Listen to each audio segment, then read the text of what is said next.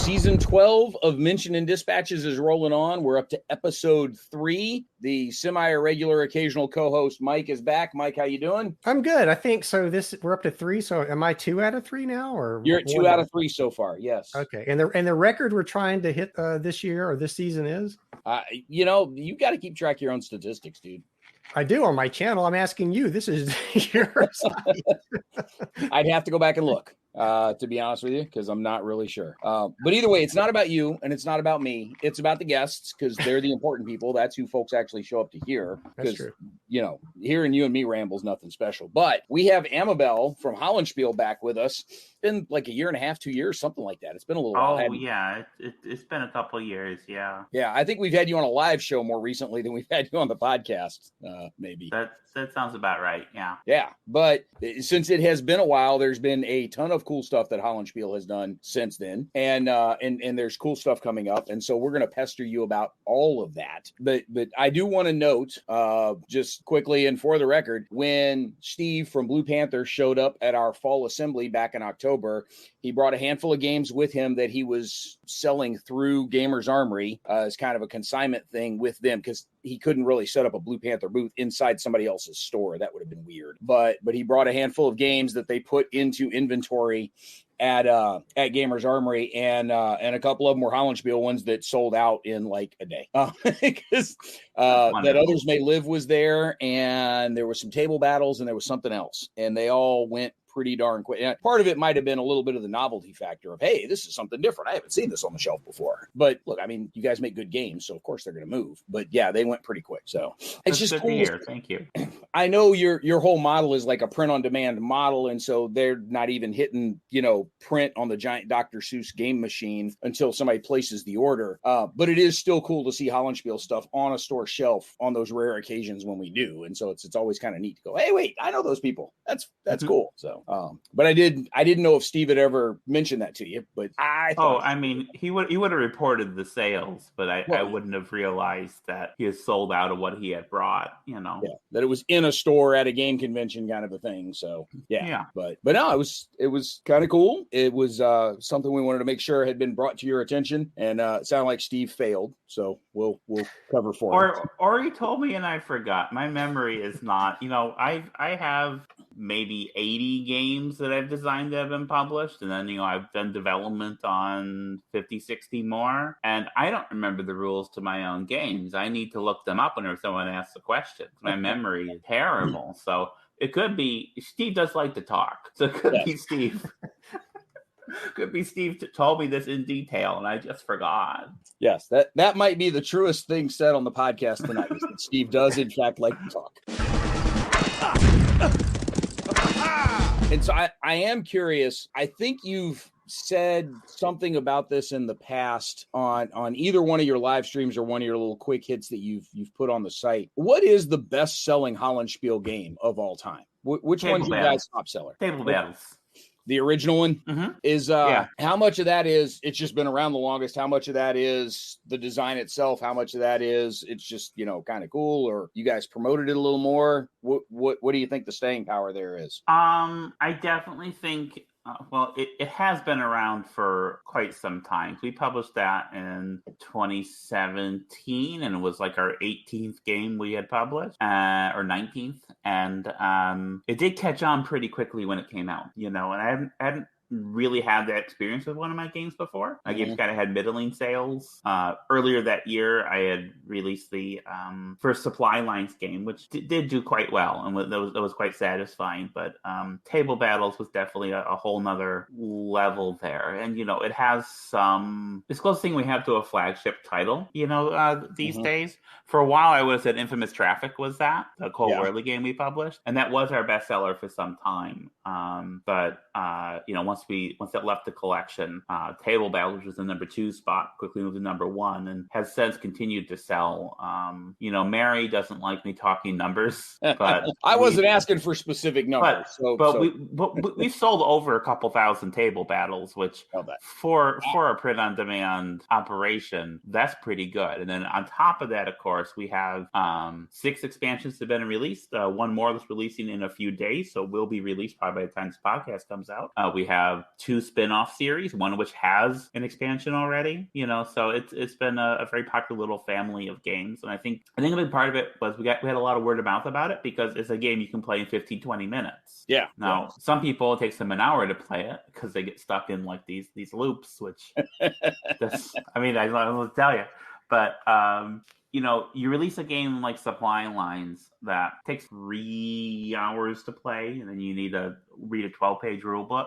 It takes a little while to get, once it's out in the world, for people to start playing it and talking about it and chatting it up. Whereas something like Table Battles, where there are, 4 pages of rules, sets up immediately, plays in 15-20 minutes, people are playing it the night they get it. Yeah. People are talking about it the night they get it. And that kind of snowballed into some really good word of mouth for it, I think. I remember in a previous incarnation of the Wargame HQ at Origins, we actually had a Table Battles tournament that we ran not long after it came out. I remember being at the Table Battles tournament. That's right. Correctly. Yeah. That's right. That was like the one time we got you to show up at Origins. I looked a little different then. Yes. But yeah.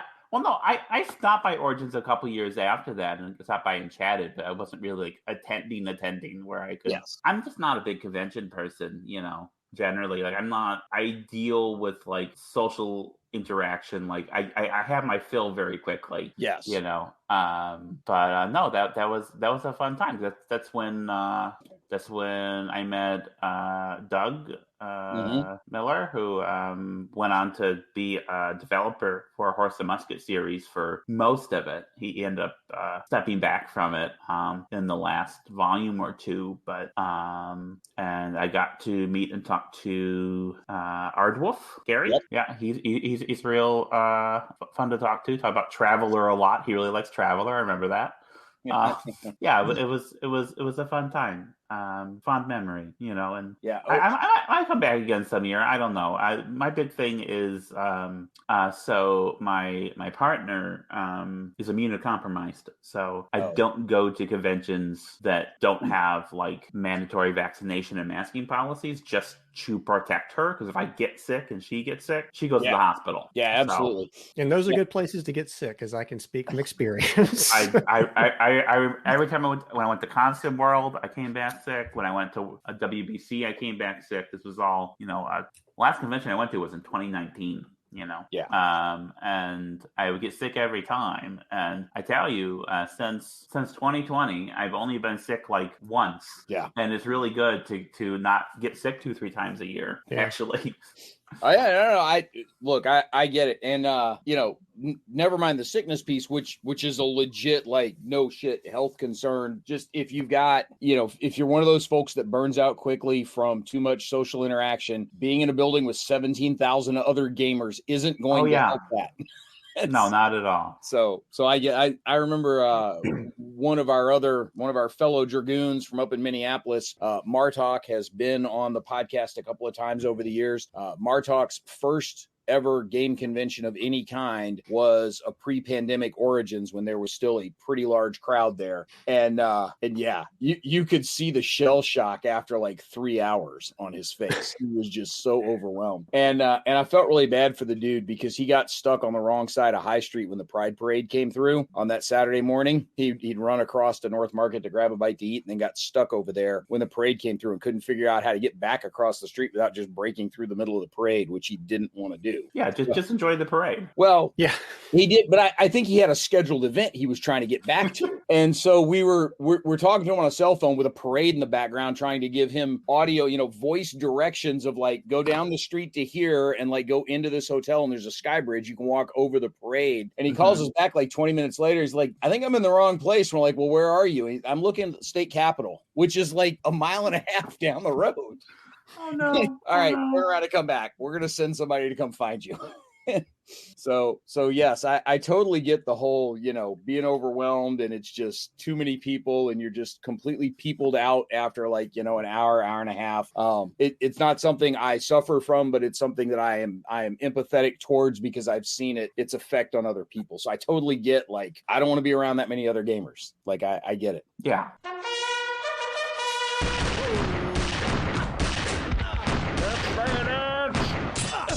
Why? Are they broken? I'm spitballing here, but I would guess like Horse and Musket is probably pretty far up there on that bestseller list as well. Probably not too far behind Table Battles. So if I add up all the stuff in the series together, I think it's pretty high up there. It's high up there generally, but hang on. Give me 1 second. I will not give you numbers, but I can give you like our top 10. And I don't want either one of us getting in trouble with Mary for like divulging numbers we shouldn't. So I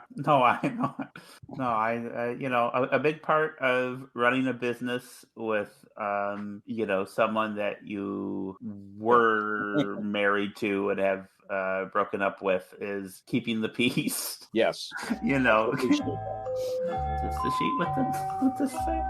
Luckily, you'll be editing this part out. So this is where I'm looking for. I may just leave this here and play the Jeopardy theme underneath it. Okay, all right. So yeah, our number one is Table Battles. Our number two is Agricola, Master of Britain. Okay. Number 3 is Wars of Marcus Aurelius, another solo game. Yep. Number 4 is Charlemagne, another solo game. Number 5 is Supply Line. Number 6 is Stilicho, another solo game.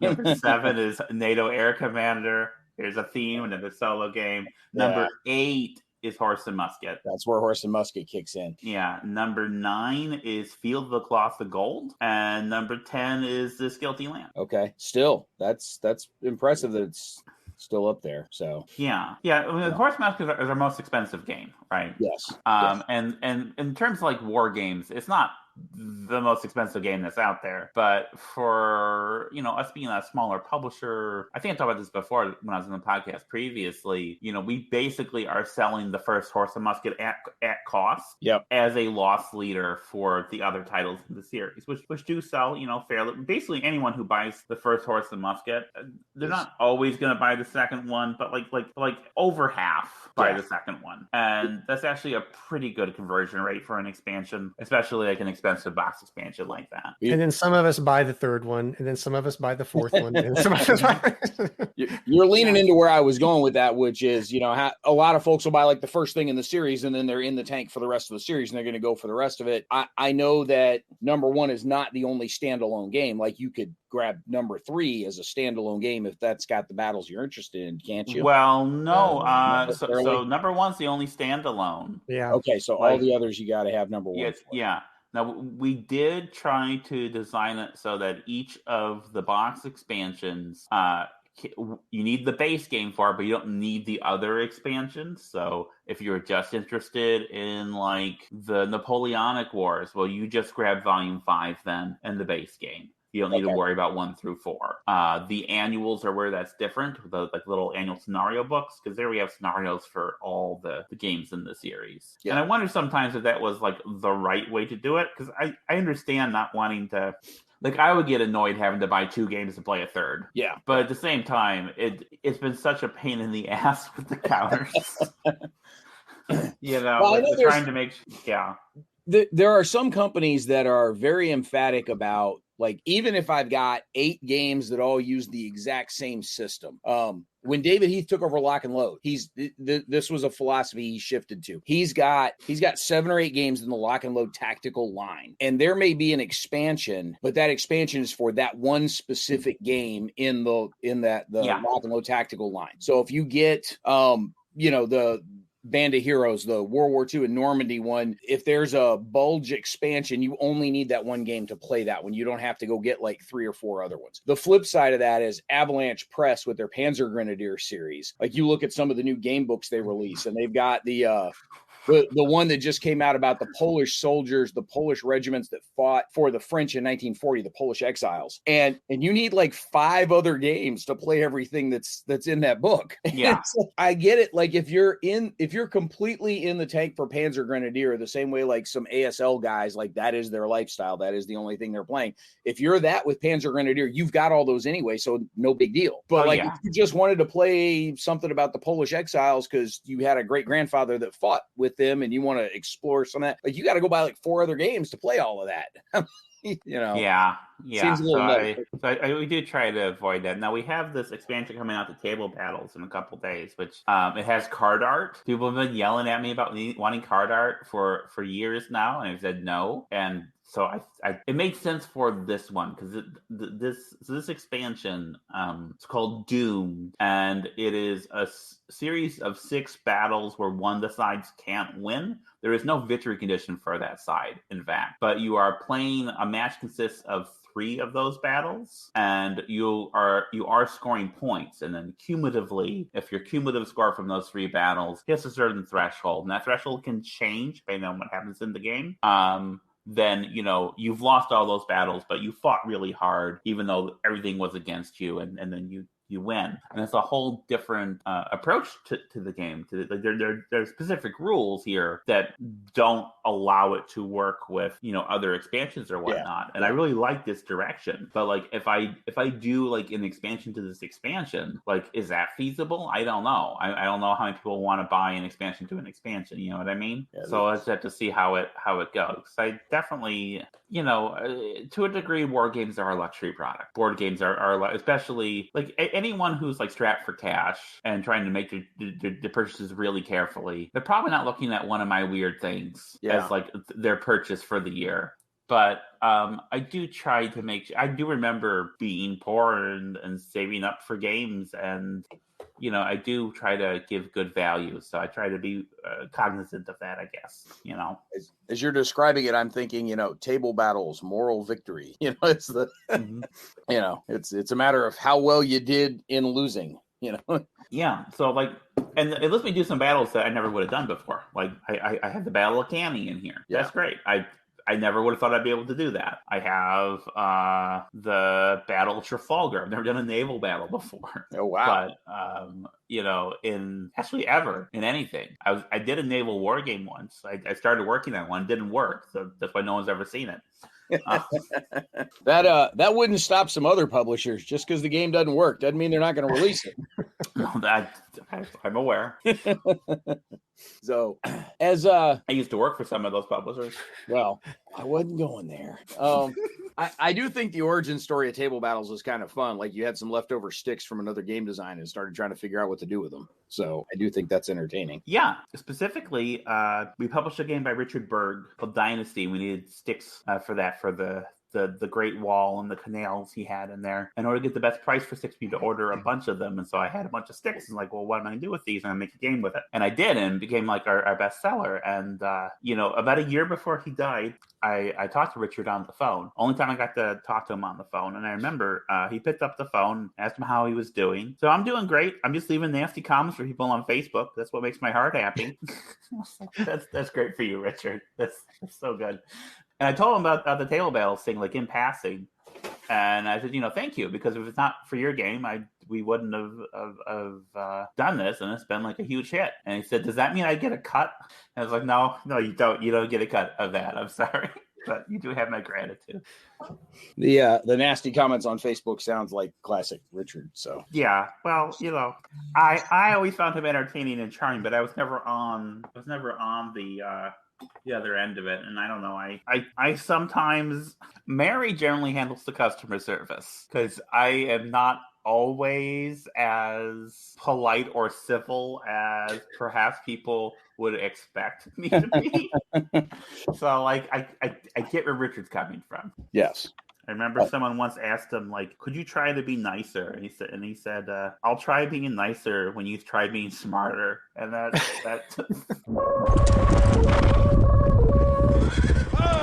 Mike, you're not jumping in here much. No, it's been a long week.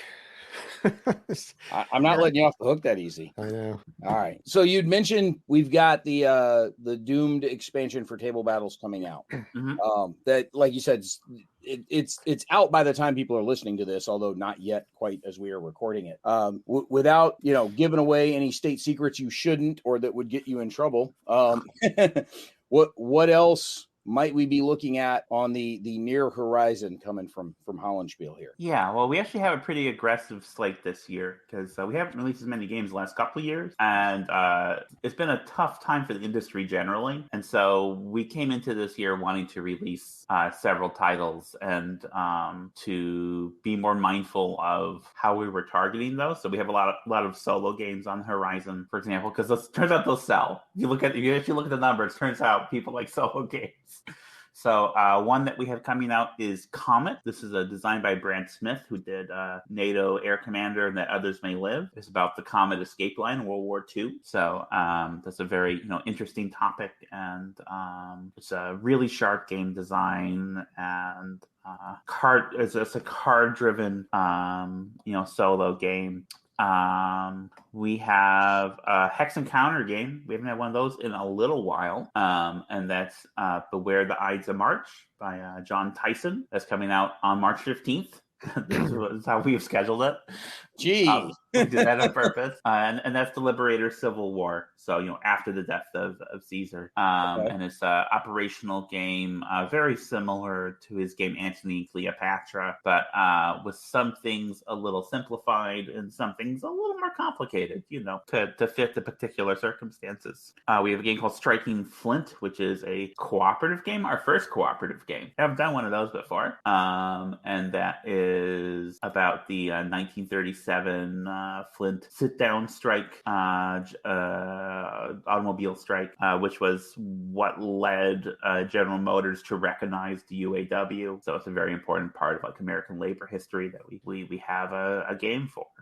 So those are all coming out in the next 3 months or so is the plan, which is short term. We have some things scheduled for later, which might be less of interest to your average Armchair Dragoons listener. Like, I have a solo game that's an alien civilization game, and the idea is it's presented as an artifact from an alien civilization. There is no actual rule book, just this set of glyphs that the aliens have given you. You have to decipher how to play the game before you play it.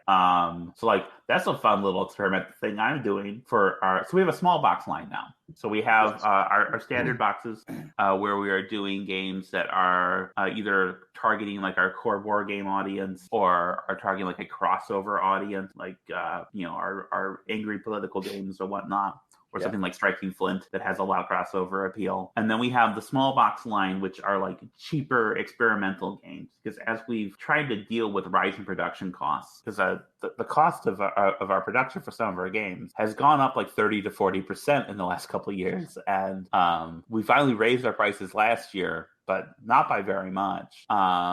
To try to account for those production costs, especially on our I don't want to say more lavishly produced games, because you've seen a Hollandspiele game. It's not really lavish. There's no insert. There's no...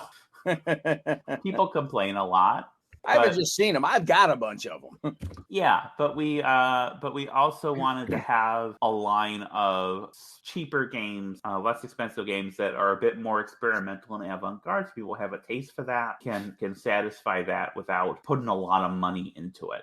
So if you put $25 or $30 into a game that takes some chances, hopefully you'll really enjoy that and be really engaged by it. But if you're not, I feel like you'll be less mad at me than if you paid $70 for it. So this is, we're talking Velociraptor, but then she came back. Yeah. Okay. So those are some small box games, and I have this one, City of Six Moons, which is the name of that alien civilization game that fits in there. I have one I'm working on. I haven't announced it yet. Maybe I'll announce it here.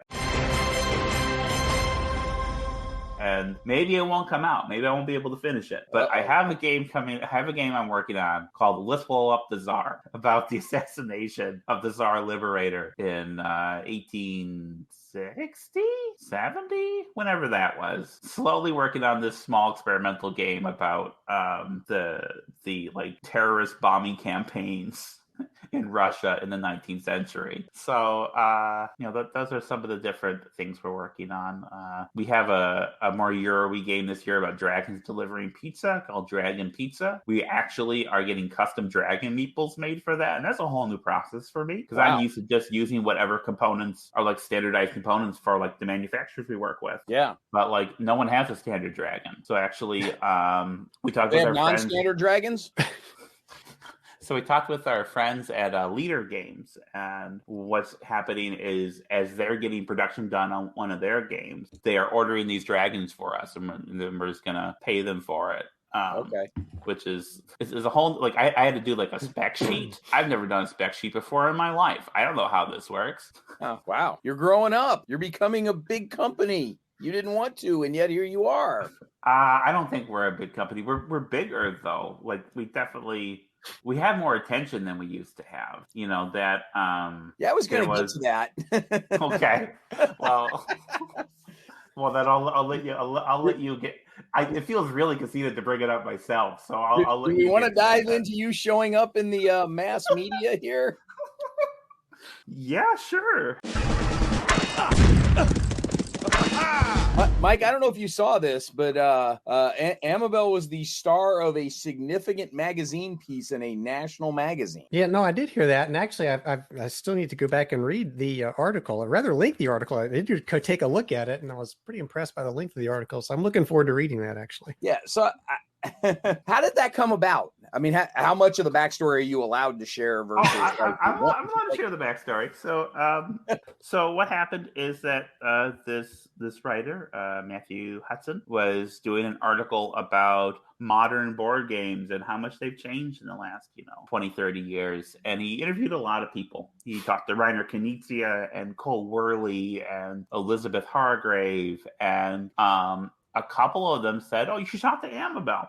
So he reached out to me and said, "Okay, yeah, I'll talk to you about board games, sure." And I told him like my thoughts on the industry and more, the art form, what it's capable of, my whole deal. And he reached out to me like a couple months later and was like, "Hey, could I come to Michigan and watch you design a game for a couple days?" And that felt weird to me, but I was like, "Oh, okay, sure, you can do that."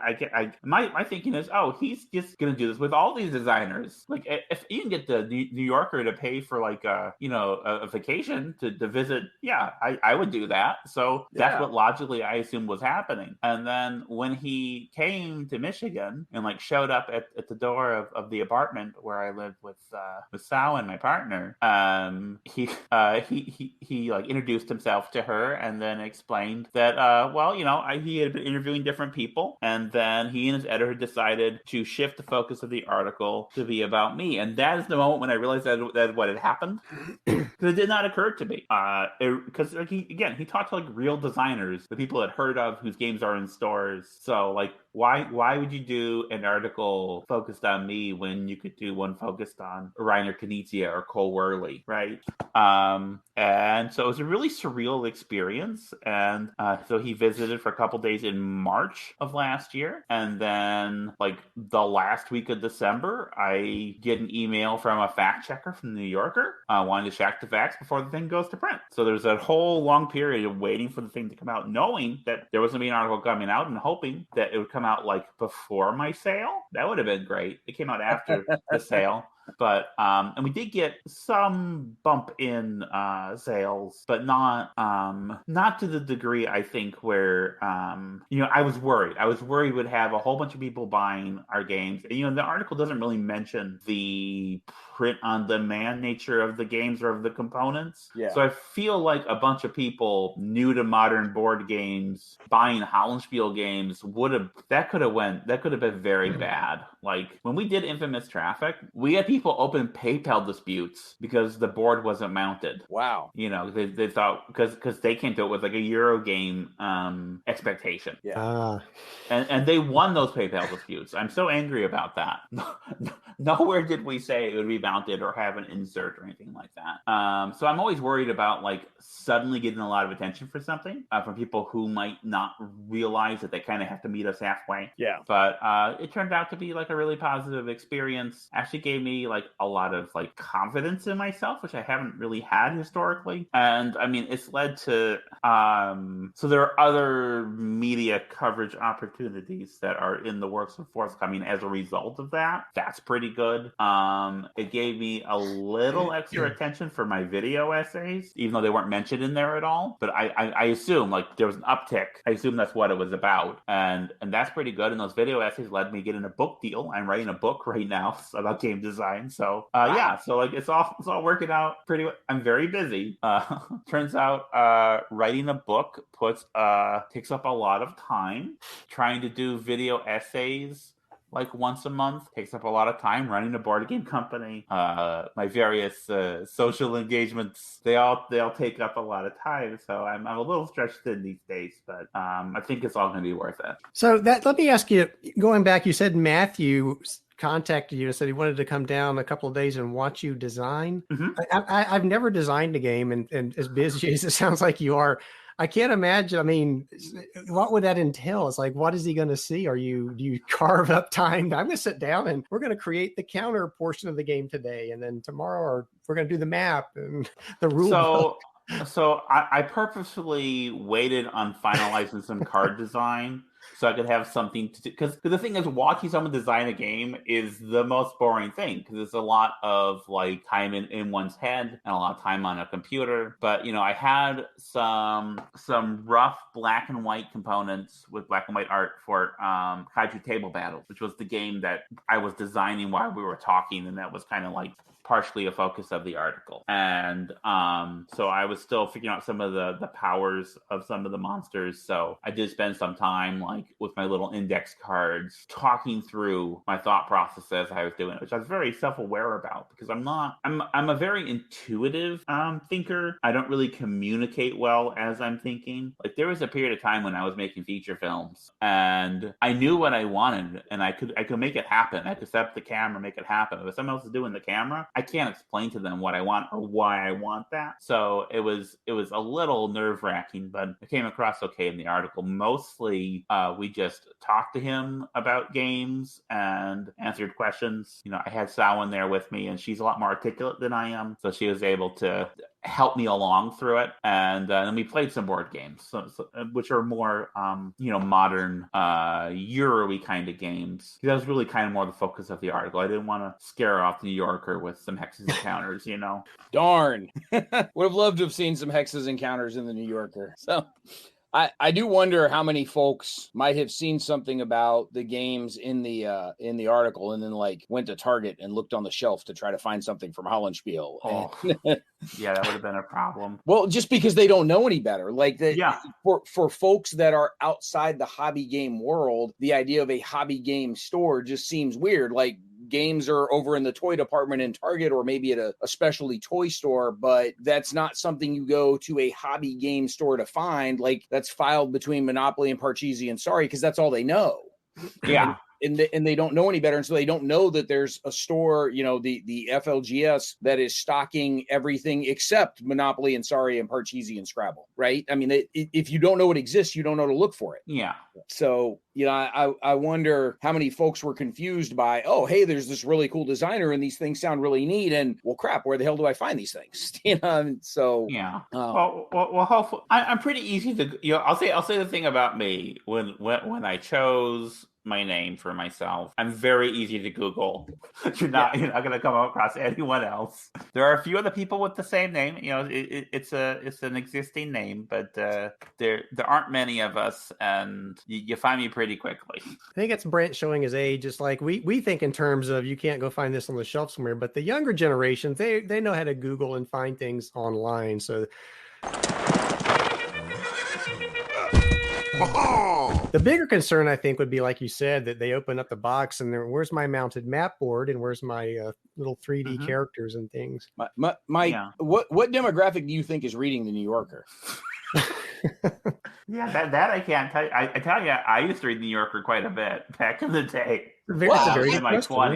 yeah. I get that, but like the three of us are on a different place of the bell curve than the majority of the American pie. Even probably among the majority of other New Yorker readers, we're just somewhere else. And this was an online article for the New Yorker, because they have online articles and articles in the magazine. So it wasn't like in the magazine. So this one never went to print. Yeah, it never went to. It was just online. So which makes more sense to me, because like I think it would be buck wild if I was like in the actual pages of the New Yorker. That would feel like, how did that happen? Yeah, I should have guessed, because you didn't have like a framed copy of it hanging on the wall behind you in the video here. So, Oh, I would probably have a copy. I wouldn't have framed it, though. I don't put a lot of stock into things, and I don't frame things very much. I'm not a sentimental person. I don't hold on to a lot of things. Like the only reason I have copies of my Hollandspiele games is so I can reference the rules. I probably would not hold on to most of them, frankly. I mean, I like them; they're good. I'm not trying to not sell you on them, but like, I just, once I'm done with the game, I very seldom return to them onto the next thing. That's foreign to me. I'm like that with books too. I'm better with books now, but I used to hold on to every book that I ever read. Okay, now books, I have a problem, because I have at Mary's house, there are about 5,000 books that the two of us collected over time, and a couple thousand DVDs or Blu-rays. And I have started collecting vinyl records, so like there are some things I do collect, but other things I'm not sentimental about things that I make as much. I tend to approach, like I've heard people, like I was talking to Fred Serval on his show some time ago, and he was like, you have all 80 games, they can't all be good. I'm like, no, I think they're all good. Even the bad ones are good, I think, but they're, I'm not like Cole Worley, where like I'm designing these major statements. I am designing something more immediate, something more like a zine or a monograph than some total cohesive work. And so in that sense, once I'm done with something, I do tend to just move on to the next thing pretty quickly. That's interesting you describe it that way, as almost sort of a zine in the game design. Like this is what I cared about and what I was focused on at that point in time. And now I've moved on to a different point in time, and that's not something that I'm in a hurry to return to, compared to something like, Root, that Cole's been got a lot of mileage out of Root over the last 7-8 years, whatever, and it to his eternal credit, it's it's a phenomenal game. It's a great game, but just the variety, that they're not all spin-offs, but taking that intellectual property that was developed as a part of that, and then growing that through different expansions, and now there's the role-playing game, and there's the different permutations on the original game, that is a very different approach to kind of a tentpole item versus your quick and, hey, this is what I was thinking about at the time, and now I'm at a different place and I'm going to do something different. I think when I talked to Fred, the example I used, because I do a lot of film examples. My background really was like film studies. I didn't go to college or anything, but like I wanted to be a filmmaker, and I immersed myself, and I used to watch so many movies. But the example I used was like, you have a director like Stanley Kubrick or something, where he does 11, 12 films, and it takes a few years between them, and they're all these major works. And you have a filmmaker like Rainer Werner Fassbinder, who does 43 films in like 12 years before he dies of a drug overdose. And I'm not going to do that last part, but yeah, doing 43 films in like 10 or 12 years, that sounds great. There's just too much to express, too much to explore, that and there's not enough time. So I do it, and I do it quickly, and I do it thoughtfully. And some things take longer than others. Westphalia took about 10 years altogether. Endurance took about 6 years. But during that time, I'm also working on other things, Yeah. There was a thing that I saw online, and it's shared in a few places, that you've got all, and you've got a giant book collection, so this is not a foreign concept to you, but just, it's not necessarily that you're going to plow through every one of those books at some time in your life, but you want to have the right book on your shelf for the right moment in time, for when and how you need it in your life at a certain place. And I made the comparison to those of us that buy way too many war games and have way too many games on our shelf, right, Mike? And that it's, you've got, you want to be able to have the right game on the shelf for the right time at the right point in your life. And it almost, the way you're describing it almost kind of sounds like that's a bit of a design approach that you take. You want that to be the right design for that point in kaiju table battles, for instance, like that's something for a particular point in time in your life that was a statement about, I'm not trying to put words in your mouth, but that kind of seems to me what you were describing. Yeah. Oh, absolutely. The 12th season of Mentions and Dispatches is made possible by all of our Patreon supporters who pledged at the top level. The Armchair Dragoons would like to thank Michael Sunborg, Fred and his dog, Chet Bell, Hellcat6, Patrick Garrity, Stagger Wing, Kevin Bertram, Mike Quigley, Martok, and Joseph Nall for their support of the Regiment of Strategy Gaming, which helps us bring you the best strategy gaming articles, events, and this podcast. You can join us as a Patreon supporter at patreon.com/armchairdragoons. I don't think there's anything wrong with people buying a bunch of war games and not playing them. You are encouraged to do that, especially for Hollandspiele titles. And there's a joy to collecting a thing. I may not put a lot of value in having a thing, but like there's a joy in acquiring things, and I don't think there's anything wrong with that. I used to go to a lot of thrift stores, and that's where I started building the record collection, which is very small, but it brings me joy. And specifically, I look for records from like Command Records, a label that did a lot of innovations in like stereo and that. But I also, if I see an Avalon Hill game on a shelf, I will buy it. I have Tactics 2 and Africa Corps, and I'm not on D-Day. I'm not going to play them. I tried playing D-Day. It's terrible. But but I like the graphic design. I like having the old thing. I might not keep it forever, but it brings me joy to have gotten it, to have found it. That chase is nice. And I've been rereading Jim Dunnigan's book, The Complete War Games Handbook. He talks about people who just read a game, who just buy a game just to read the rules and look at the counters and never play it, and that's perfectly valid, I think.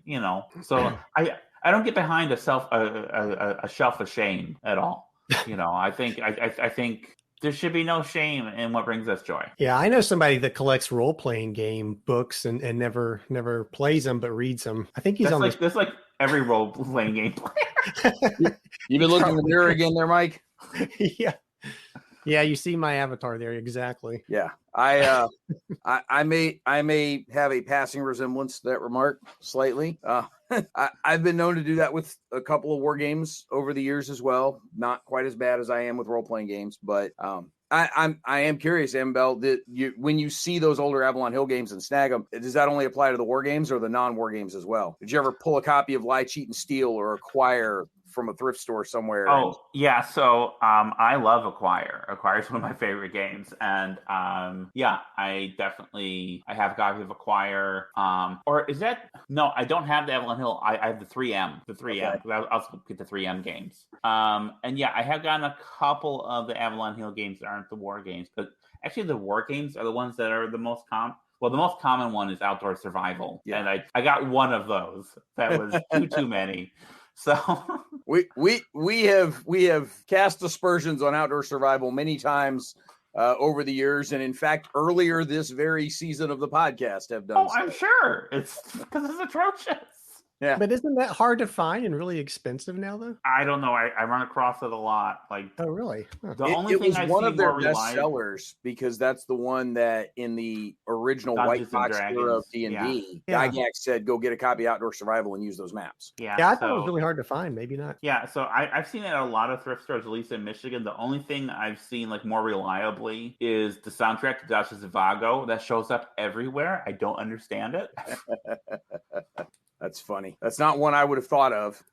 So, I just, people think of Avalon Hill as the standard bearer for classic war games, and it kind of is, but people forget that there were a lot of non-war games that they published as well over the years, especially in the early days. Oh, yeah. And and some of those were fairly entertaining. So I was just curious when you ran across them, if you saw a Challenge Bridge, on the shelf somewhere, did you snag that one also? I haven't come across that one, but if I did, I probably would. I got a copy of Class Struggle, the I tend to prefer the 1960s, 50s Avalon Hill stuff. Obviously, was Class Struggle the one with Mark's arm wrestling with somebody on the cover? Yeah, on the cover. Yeah, I actually just wrote about that for that book that I'm writing. Oh wow.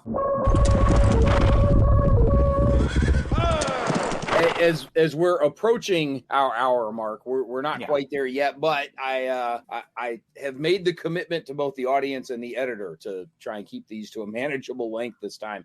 I did want to ask you about, I know some designers will absolutely avoid any review or commentary on their designs at all. Some designers have particular reviewers they enjoy reading about. Some designers want to see everything they possibly can see about their feedback from their games.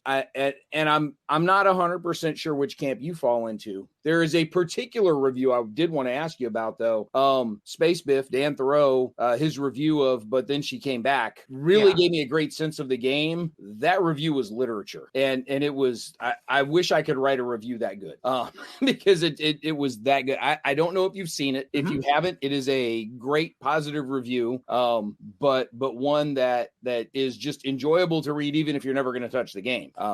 Dan is a hell of a writer and a very effective prose stylist, and is exactly the kind of board game writing I like to read. I don't want like a rating of like the component quality and how many stars it is and replay it. I want actual writing that actually engages with the game and is kind of personal. So Dan is definitely, I will read reviews Dan does of games I have no interest in, but I do read the comments. I do read the reviews because all my games are kind of niche, right? And so they don't get a lot of media coverage. They don't. I don't get the same kind of feedback you do if you really like when Irish Gauge came out from Capstone Games that I had designed. Like I got a lot of feedback very quickly, more than I could ever usefully sift through. But for the stuff I put out through Hollandspiele, it's every comment becomes more important, which does mean that the negative comments or the dumb ones, irk me a little more. But also, having that negativity it does help because it gives me like useful doubts. I have to grapple with it and think, is this person right about this? And maybe they are, and I can do better going forward, or maybe they're not. And grappling with that helps me understand why I made the decisions I did. Because again, I tend to work more intuitively, so I don't always have like a full understanding of why I did a thing. Just it felt right. I probably shouldn't read the comments because I will say not so much on Board Game Geek, which has been pretty chill, but I certainly, after I figured out my gender nonsense, certainly there are some comments that reflect people's thoughts about that personal thing, or how I live my life generally. And like, I don't need to be exposed to that as much, but nobody needs to. Yeah, but it's part of the. I really envy people who don't read the comments, who can do that. Like my partner Salwin, she runs a YouTube channel. She does professionally. She plays video games for a living. That's what she does full time for her money. And she does not read the comments ever. Does not read or engage with them at all. And they're all positive. I've seen the comments that she has, but I can't imagine knowing people are talking about me and not wanting to look at it. I have a question for you. I have a question for your editor. So in your episodes, you have the little transition thing with the horse hooves and the ha-ha. Yes. I've been wanting to ask him about this for a while too, so this ought to be good. What? Where is that from? What is it? How did you get some Foley artists together? Like what happened there? Some of them are some public domain sound effects. Some of them were recorded from snippets of other media, where it's one of those get just long enough that you're not going to violate any copyright, where you're still staying within fair use. A couple of the voices are people who may or may not be in this house with me presently. And just through the miracle of audio editing, you can speed up, slow down, change pitch, whatever. The British girl that does the Patreon thank you segment is actually not British at all. It's my daughter. She just happens to have a really good British accent. Allow me to rephrase, because right now half the people over in the UK are going, the hell she does. She has an accent that sounds pretty darn British to most Americans. And so, yeah, it's cobbled together from a lot of places. So a lot of it is public domain sound effects. And I've got a decent library of them built up where I've had to go looking for certain things as I put them together. So it's not AI. No. I'm not even sure. Can AI do sound effects like that yet? Probably, maybe. I don't know. Want it to be doing that? No, probably not. But no, it's me layering a lot of stuff on different things with Audacity. One of them where you hear the firing lines with the rifles, it's 2 or 3 gunshots just repeated a whole bunch of different times.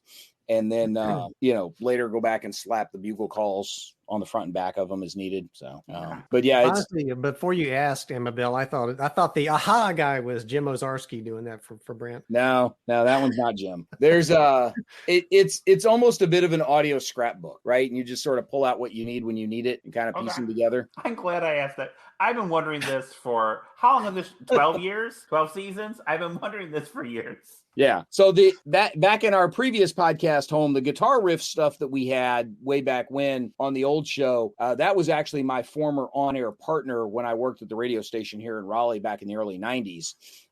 Andy is still a playing guitarist. He plays in he does some local session stuff. He lives out in Arizona. He does some local session stuff, but he also plays in a Journey tribute band these days, actually. He's played in a couple of different bands, but he did some custom guitar stuff for us for the old show way back when. He was just a little too busy to try and do something for us this time. I still hope to prevail upon him to get a good riff out of him one of these days that we can add that to our audio scrapbook for sound effects as we go. Some of the effects I've kind of fallen out of love with, and so some of the little bumpers have dropped out of circulation, and I've added some different ones. There's a pair of new ones this year that I'm hoping people get a chuckle out of as we go. So just don't when you do a transition, just don't play a 3-minute long song like some podcasts do. That just drives me nuts. I hate that. Oh. I know what podcast you're talking about. I think I always fast forward to that. I do too. Songs, unless I really like them, so I can get to the interviews. Yeah. if it goes more than about 10 seconds, I start trying to figure out how to edit them back down, which is why one of the bumpers has dropped out of circulation because it was a little too long. I try to keep them close to 5 seconds at the most if I can. No, that makes sense. Like I'm doing those video essays now about game design and what game playing and whatnot, and I try to keep them real short. Like 12, 15 minutes, 20 minutes, maybe. A lot of video essays are like an hour or two. I couldn't do that. I couldn't do them that long.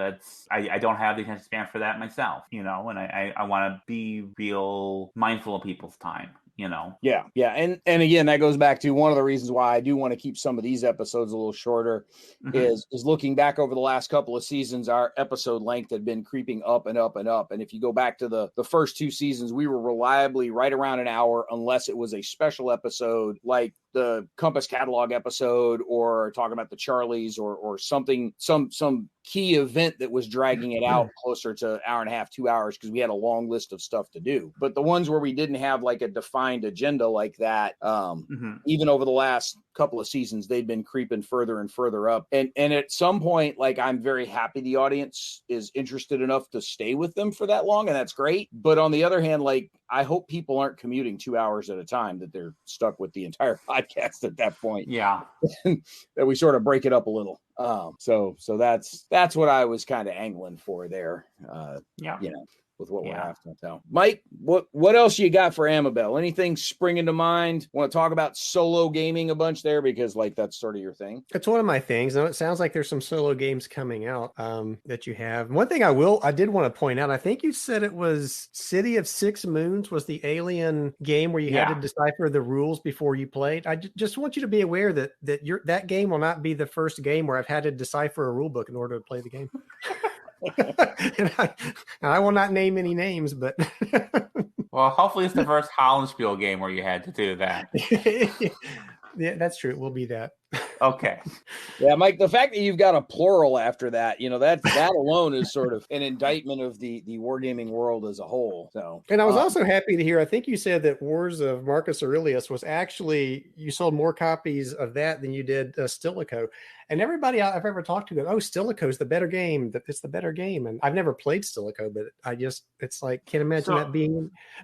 So I do think Stilicho is more polished and certainly is prettier to look at. I think it is a stronger game, a stronger implementation of it, but it also came out like 2 or 3 years after the first one did. So the first one has quite a head start on it. Yeah, and like they're actually like Stilicho's also in that list, and they're all pretty close. But like after the first few in that list, like they're all kind of clustered together, and what I gave was the representation of today, and that position might jockey over the next month or two. Yeah, well, but I think you find that out of most series is that things that share a similar DNA as they, as the years go on, the designer is learning from experience. The feedback from the audience helps refine the design going forward. You just get better at what you're doing, that the later ones should be more polished. And if they weren't, that would be cause for concern to an extent. But oh, sure. Yeah.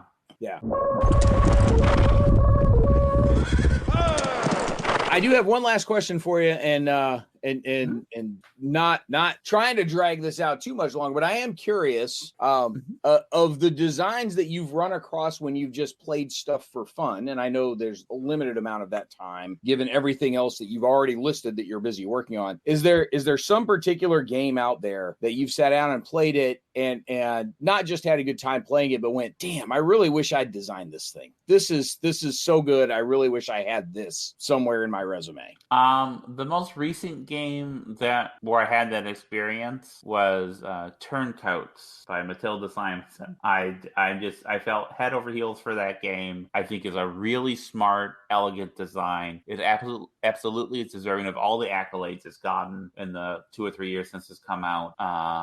And I table it fairly often. Like if there's a game night, I have brought my copy of Turncoats to start the game night off with. Okay. So, folks, Turncoats. I'm writing it down now. Yeah, link is down below. Check it out and see if you agree with Amabel that this is that fantastic. So, all right, as we wrap this up, Amabel, was there anything that we needed to get to tonight and didn't? Some massive announcement or proclamation or anything that you wanted to throw out there that we managed to not steer the conversation to at some point along the way? I don't think so. You did an excellent job as always. Well, that'll go to my head. And Mike, I think we've hit all the stuff you wanted to hit somewhere in there, right? I think so. I'll just finish it by saying the last Hollandspiele game I played was Endurance, and awesome game. Well, thank you. It's the one game I've played that after I was done playing it, it was just it's a feeling game. It's this feeling you have as you're playing it, and it's very unique. And when I got to the part when they were getting into the lifeboats and I saw the mechanic of the gameplay, I thought, there's where did this come from? There's no way this is going to work, but it did, and it was a lot of fun. It's a great game. It's a game you play and you don't feel happiness when you walk away from it. You're thinking, why didn't Mrs. Chippy make it? But it's just a great design. Thank you very much. That is very kind and very gratifying to hear. So, well, cool. Audience, you've made it to the end of this episode of Mention and Dispatches. We appreciate you sticking with us. We appreciate Amabel coming by to see us, and we'll try not to have a 3-year gap between this one and your next Okay. your next visit with us. And Mike, appreciate you being here. I think you're back next week too, again, right? Maybe. Yeah, I'll have to be more chatty, I guess, next week. This is just a slow, bad week for me, I guess. Well, way to go. Way to drag the show down and be an anchor on the. I mean, the one time you have one of the better guests on, and I'm just Yeah. Well, so audience, no, definitely thank you for being here. Look, if you do get a chance, we are still trying to get enough, recommendations or ratings or whatever we need to start showing up in the recommendation engines on the different podcast service providers. We are on Spotify now, so you had a chance to rate the show over on Spotify or Amazon Music or Apple Music /iTunes or any of those places. Again, just whatever rating you feel is appropriate, please throw one at us so that we can start getting enough of them to be showing up in the recommendation engines. That's really kind of what we're after. Tell your friends, tell your family, tell people you don't like if you think that's what's appropriate for inflicting this on them. We're just trying to spread the word about Mentioned in Dispatches and hope you have a good time listening to us. So appreciate Amabel carving time out of what sounds like a really damn busy schedule. But thank you. And we'll catch you next time on our next episode of Mentioned in Dispatches.